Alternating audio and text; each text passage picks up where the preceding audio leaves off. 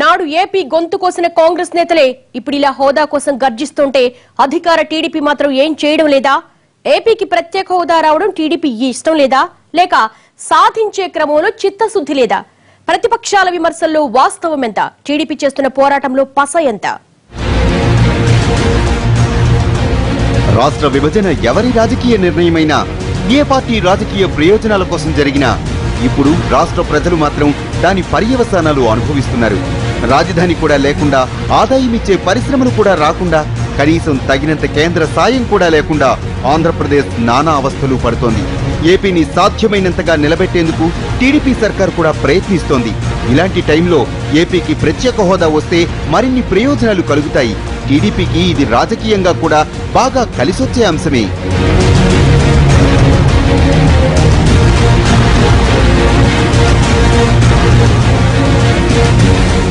హోదా విషయంలో టీడీపీ ఏమీ చెయ్యటం లేదని, టీడీపీ చిత్తశుద్ధితో ప్రయత్నించడం లేదన్న విమర్శలు మాత్రం పొరపాటే. హోదా విషయంలో ప్రతిపక్షాలైన కాంగ్రెస్, వైసీపీలు నెప మొత్తాన్ని టీడీపీ మీదకు నెట్టేయటం సరికాదు. ప్రత్యేక హోదా కోసం టీడీపీ కూడా అదే స్థాయిలో ప్రయత్నాలు చేస్తోంది. సభలో టీడీపీ ఎంపీలు కూడా గట్టిగానే మాట్లాడుతున్నారు. సభ బయట కూడా ఆందోళనలు చేస్తున్నారు.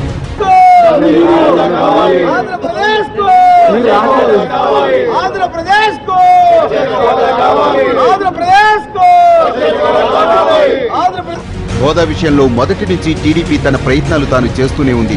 కేంద్రంతో ఒప్పించి సాధించుకునే ధోరణిలోనే అడుగులు వేస్తూ వచ్చింది. ఎన్డీఏ భాగస్వామ్య పార్టీగా టీడీపీ తొలినాటి నుంచి కాస్తంత సౌమ్యంగా వ్యవహరించిన శుక్రవారం నాడు అరుణ్ జైట్లీ ప్రకటన విన్న తరువాత మాత్రం తన వైఖరిని మార్చుకుంది. సాక్షాత్తు పార్టీ అధ్యక్షుడు చంద్రబాబు కూడా కేంద్రం మీద ఫైర్ అయ్యారు. ప్రధానమంత్రికి గాని కేంద్రానికి గాని రెస్పాన్సిబిలిటీ లేదా అని అడుగుతున్నాం. చేయని తప్పుకు ప్రజలెందుకు పనిష్మెంట్ అనుభవించాలని అడుగుతున్నాం. ప్రజలు కోరుకోలేదు. దేశంలో ఇలాంటి విభజన ఎప్పుడూ జరగలేదు. ఇంత మునుపు జరిగిన విభజనలన్నీ ఆ రాష్ట్రంలో ఉండే ఒక భాగం మేము విడిపోతామని వాళ్ళు విడిపోయారు. ఇప్పుడు జరిగింది రాజధాని ఉండే ప్రాంతం మేము విడిపోతామంటే విభజన జరిగింది. రాజధానికి అవతలుండే ఆంధ్రప్రదేశ్ రాష్ట్రం మేము విభజన వద్దంటే మన ఇంట్రెస్ట్కి వ్యతిరేకంగా ఆ రోజు విభజన జరిగింది. ఆ విషయం గుర్తుపెట్టుకో. దానికి దీనికి చాలా తేడా ఉంది. ఇప్పుడే కాదు, గత వారం కాంగ్రెస్ నేత కేవీపీ ప్రవేశపెట్టిన ప్రైవేటు బిల్లు ఓటింగ్ సమయంలో కూడా తమ పార్టీ నేతలకు విప్ జారీ చేసింది టీడీపీ. ఇప్పుడు కూడా సాధ్యమైనంతగా సానుకూల ధోరణిలోని కేంద్రం నుంచి హోదా హామీతో పాటు రాష్ట్రానికి కావలసిన ఆర్థిక సాయం కూడా పొందాలని చూస్తోంది. ఇప్పుడు కూడా కేంద్రం మీద ఒత్తిడి తెచ్చేలా ముందుకెళ్లాలని వ్యూహరచన చేస్తోంది. ప్రభుత్వంలో భాగంగా ఉండి పార్లమెంటు ముందు ఆందోళనలు చేయడం కన్నా ప్రధానిపై ఒత్తిడి తెచ్చి ఏపీకి ప్రత్యేక హోదా సాధించుకోవాల్సిందిగా పార్టీ ఎంపీలకు చంద్రబాబు నాయుడు దిశానిర్దేశం చేశారు. We are not going to compromise. We will keep fighting. ప్రత్యేక హోదా రావాలి, అన్ని ప్రామిసెస్ అన్ని ఫుల్ఫిల్ చేయాలి, కాంపెన్సేషన్ కరెక్ట్గా రావాలి, టయానికి రావాలి, మన ప్రాజెక్ట్స్ డెవలప్మెంట్ వెనకపడిపోకూడదు. ఇవన్నిట్లో వాళ్ళు అర్థం చేసుకొని మనకి సపోర్ట్ చేస్తే మంచిది. దానికి అది చేస్తారని కూడా మాకు నమ్మకం. పని ఎలా చేసామన్నది ముఖ్యం. రోడ్డు మీద పడి అరిశారో లేకపోతే లోపల కూర్చొని సున్నితంగా చెప్పారా, ప్రధానమంత్రి గారు ఇంటర్వ్యూ తీసుకుని ఆయన కన్విన్స్ చేసి చెప్పారా అన్నది కాదు ముఖ్యం. పని జరగడం ముఖ్యం. ఆ పని జరగడం కోసం ఒక విధానంలో మేము వెళ్తున్నాం. స్కీమ్ ప్రకారం ముఖ్యమంత్రి గారు మేమందరం కూడా నేను చాలాసేపు డిస్కస్ చేసి ఒక నిర్ణయం ప్రకారం వెళ్తున్నాం. ఈ నిర్ణయంలో ఈ స్పందన ఎలా ఉంటుందో తెలుసుకుని తర్వాత నెక్స్ట్ స్టెప్ ఏమిటి అనేది ఆయన చెప్తారు. ఆయనతో కూర్చొని డిసైడ్ చేస్తాం. దాదాపు అన్ని రకాలుగా ప్రత్యేక హోదా కోసం టీడీపీ తన వంతు ప్రయత్నం చేస్తూనే ఉంది. కానీ ఈ విషయంలో టీడీపీకి ఉండే సమస్యలు టీడీపీకి ఉన్నాయి. వాటిని అధిగమించేలా ఇప్పుడు అడుగులేస్తోంది. నిజానికి కేంద్రాన్ని నిలదీయడానికి కేంద్ర కూటమి నుంచి బయటకు రావటం టీడీపీకి 2 నిమిషాల పని.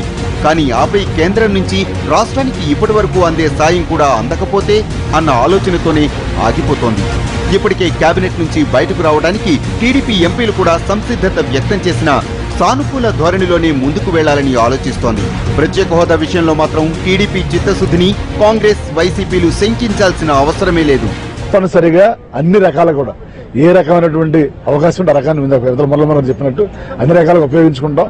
కేంద్రంలో ఉంటాం. సైజుతో నుండి అన్ని కూడా సాధిస్తాం. ఎందుకంటే రాష్ట్ర ప్రయోజనాలు ఇంపార్టెంట్. ఇక్కడ మా ఈగో ఇంకొకటి ఈగో కాదు. ఇక్కడ రాష్ట్రం బాగుంటేనే మనందరం కూడా బాగుంటాం అనేది మా పార్టీ సిద్ధాంతం, మా సిద్ధాంతం. అసలు ప్రత్యేక హోదా గురించి కాంగ్రెస్ ఈ రోజు ఇంత పోరాటం చేయాల్సిన అవసరం ఎందుకొచ్చింది? ఆ రోజు విభజనకు ముందే ప్రత్యేక హోదా కార్యాచరణ పూర్తి చేసి ఉంటే ఈ పరిస్థితి వచ్చేదే కాదు. ఆనాడు నిష్కర్షగా ఏపీకి అన్యాయం చేశారు. కనీసం కేంద్రాన్ని నోరెత్తి కూడా అడగలేదు. కనీసం హోదా హామీ ఇచ్చిన తర్వాత ఎన్నికల వరకు 3 నెలల కాలం ఉన్నా సరే కేంద్రాన్ని ప్రశ్నించలేదు. విభజన సమయంలో ఏ ఒక్కరూ కూడా హోదా గురించి అడగలేదు. అప్పుడు వాళ్ళంతా ఎందుకు అడగలేదో ఇప్పుడు చెప్పగలరా? ఎన్నికలకు ముందు చివరి నిమిషంలో విభజన చేసి ఏపీ ప్రత్యేక హోదా హామీని మాత్రం గాలి కొదిలేశారు. నిజంగా ఏపీ కాంగ్రెస్ నేతలకు రాష్ట్రం మీద ఇంత ప్రేమే ఉంటే ఆ రోజే అడ్డుకోవచ్చు కదా.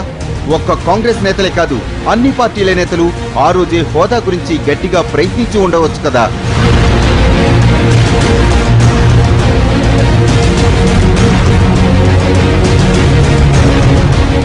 ఆ రోజు ఏ ఒక్కరూ ప్రత్యేక హోదా కార్యాచరణ గురించి కేంద్రాన్ని నిలదీయలేదు. ప్రత్యేక హోదా ఇచ్చిన తర్వాతే విభజన ప్రక్రియ పూర్తి చేయాలని కండిషన్లు పెట్టలేదు. కానీ అప్పుడు మాత్రం అన్ని పార్టీలు ఎవరికి వారు ఈ అంశంపై వ్యూహాత్మక మౌనం వహించాయి తప్ప ఏ ఒక్కరూ దాని గురించి కేంద్రం మీద ఒత్తిడి చేయలేదు. ఇంకా చెప్పాలంటే ఆ ఎన్నికల్లో కాంగ్రెస్ సహా అన్ని పార్టీలు ఈ అంశాన్ని తమ ఎన్నికల ప్రచారాస్త్రంగా వాడుకున్నాయి.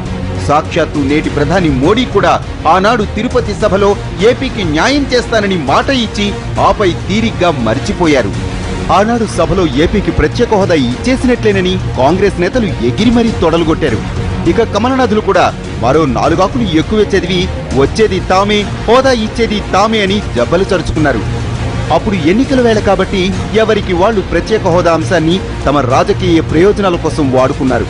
ఇప్పుడు అధికారాలు తారుమారైనా కూడా యథాలాపంగా ఇదే అంశాన్ని మళ్లీ తమ రాజకీయ ప్రయోజనాల కోసం వాడుకుంటున్నారన్న విషయాన్ని ప్రజలు గమనిస్తూనే ఉన్నారు.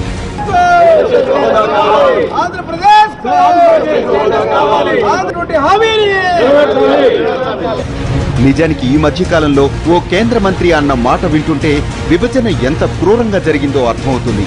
ఏపీ రాష్ట్ర విభజన అంశాన్ని ఆనాడు కేసీఆర్ కి అప్పగించినా ఇంతకన్నా బాగానే ఏ వివాదాలు లేకుండా విభజన ప్రక్రియ పూర్తి చేసి ఉండేవారని సదరు కేంద్ర మంత్రి నర్మగర్భంగా వ్యాఖ్యానించారు. నిజానికి ఆయన అన్న మాటల్లో చాలా వాస్తవం ఉంది. ఎందుకంటే ఆనాడు విభజన వేళ అందరూ ఏపీకి కూడబలుకొని మరీ అన్యాయం చేశారు. ఇప్పుడు ఎవరి స్థాయిలో వాళ్ళు రాజకీయాలు చేయాలని చూస్తున్నారు. అది కూడా సాధ్యాసాధ్యాలు తెలుసుకోకుండా వాస్తవాల్ని పక్కన పెట్టి మరీ ప్రయత్నాలు, పోరాటాలు చేసేస్తున్నారు.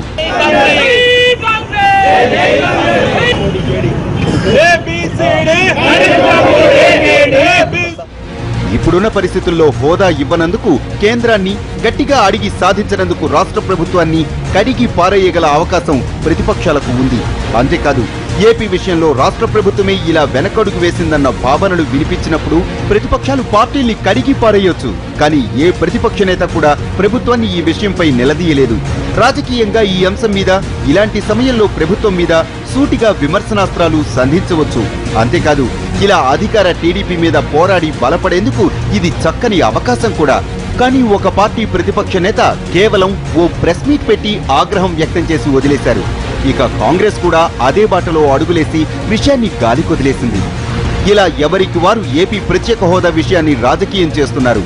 హోదా విషయంలో ఎవరి డ్రామాలు వాళ్ళు ఆడుతున్నారు. హరిస్తే ఆందోళన చేస్తే హోదా వచ్చేస్తుందా? అసలు ఏం చేయాలి?